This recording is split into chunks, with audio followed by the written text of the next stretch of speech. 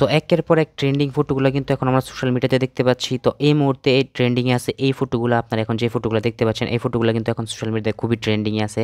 তো আজকের এই ভিডিওতে আমি আপনাদেরকে দেখাবো যে কীভাবে আপনার একটা ছবি দিয়ে আপনি এরকম একটা ট্রেন্ডিং ফটো তৈরি করে আপনার সোশ্যাল মিডিয়াতে পোস্ট করবেন। তো কথা না বাড়িয়ে চলে যাই মূল টিউটোরিয়ালে। তো এই ধরনের ছবি তৈরি করতে হলে আমাদেরকে জিমিনি অ্যাপটা প্রয়োজন পড়বে, আর অ্যাপটা এখন অনেকেই ব্যবহার করছেন, আর যাদের ফোনে নেই তারা প্লে স্টোর থেকে ডাউনলোড করে নেবেন। তো জিমিনি অ্যাপটা ওপেন করবেন। তো জিমিনি অ্যাপটা ওপেন করলে আপনার সামনে ঠিক এরকম একটি ইন্টারফেস চলে আসবে। তারপরে এখান থেকে যে ব্যানানা আইকনটা আছে আপনারা প্রথমে এই আইকনটাতে ক্লিক করবেন। দেন এখান থেকে যে প্লাস আইকনটা আছে এই প্লাস আইকনটার উপরে ক্লিক করে দিবেন। তারপরে এখান থেকে গ্যালারি অপশনে ক্লিক করে দিবেন। এবার আপনার যে ফটোটি দিয়ে এই ধরনের একটা ফটো তৈরি করতে যাচ্ছেন সেই ফটোটা সিলেক্ট করে দিবেন। তো আমাদের কাছে সালমান শাহর একটা ছবি আছে, তো আমরা এই ছবিটাকে সিলেক্ট করে দিলাম। দেন এখান থেকে ডান অপশনে ক্লিক করে দেবো।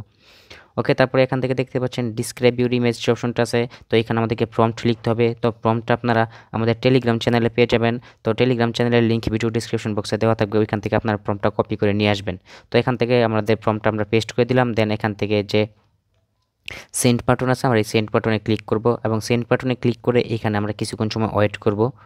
তো দেখতে পাচ্ছেন এখানে আমাদের ফটোটা কিন্তু জেনারেট হতে শুরু করেছে, অলরেডি আমাদের ফটোটা জেনারেট হয়ে গেছে। তো আমরা যদি একটু উপরে দিকে স্ক্রল করি তো দেখতে পাচ্ছেন এখানে খুব চমৎকারভাবে আমাদের ফটোটা কিন্তু জেনারেট হয়ে গেছে।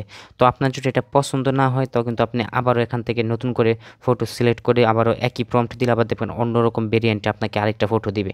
তো আমি আপনাদেরকে জাস্ট দেখালাম। তো এখন ছবিটা ডাউনলোড করবেন। ডাউনলোড করার জন্য জাস্ট ছবিটার উপরে ক্লিক করবেন এবং উপরের দিকে একটা ডাউনলোড আইকন পেয়ে যাবেন। এই ডাউনলোড আইকনে ক্লিক করে এটা আপনার গ্যালারিতে সেভ করে নেবেন।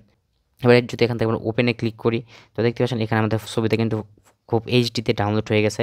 এবার চাইলে আমরা এটা যে কোনো সোশ্যাল মিডিয়াতে পোস্ট করতে পারবো। তো আপনারা কিন্তু আপনাদের ছবি দিয়ে এই ধরনের ছবি জেনারেট করে সোশ্যাল মিডিয়াতে পোস্ট করতে পারেন। হতে পারে আপনার এই ছবিটি ভাইরাল হয়ে যেতে পারে। তো এই ধরনের আরও ইন্টারেস্টিং ভিডিও পেতে অবশ্যই আমাদের চ্যানেলটিকে সাবস্ক্রাইব করবেন, আর এই ভিডিওটি ভালো লেগে থাকলে অবশ্যই একটি লাইক দিবেন। তো কথা হবে পরবর্তী নতুন কোনো ভিডিওতে, সে পর্যন্ত ভালো থাকুন, সুস্থ থাকুন, আল্লাহ হাফেজ।